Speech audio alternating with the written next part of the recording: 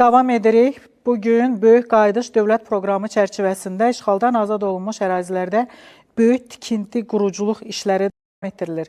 Bu əsnada Xocalıya daha bir köç karvanı yola salınıb. Bu mərhələdə 138 nəfərdən ibarət olan 33 ailə doğma şəhərinə köçürülüb. Bununla da Xocalı şəhərinə qayıdan ailələrin sayı 85-ə çatıb. Şəhərə çatan sakinlərə mənzillərin açarları təqdim edilib. Qeyd edək ki, Xocalının Ballıca kəndinə də mərhələli köç prosesi həyata keçirilir.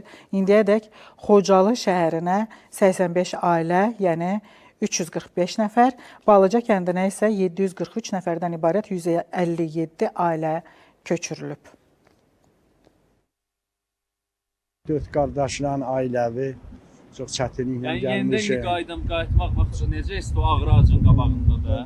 Yenə bu günə şükür ki, öz torpağımıza qayıdırıq. Bu günləri biz çox arzuluyurduq. Şükür ki, bu günə gördük.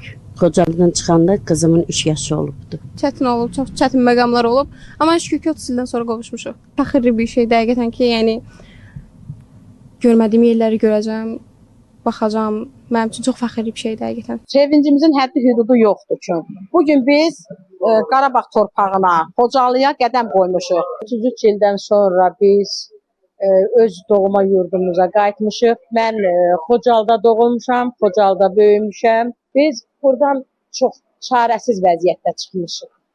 Ağır vəziyyətdə çıxmışıq. Ailə üzvlərimlə 5 nəfər itirmişəm mən.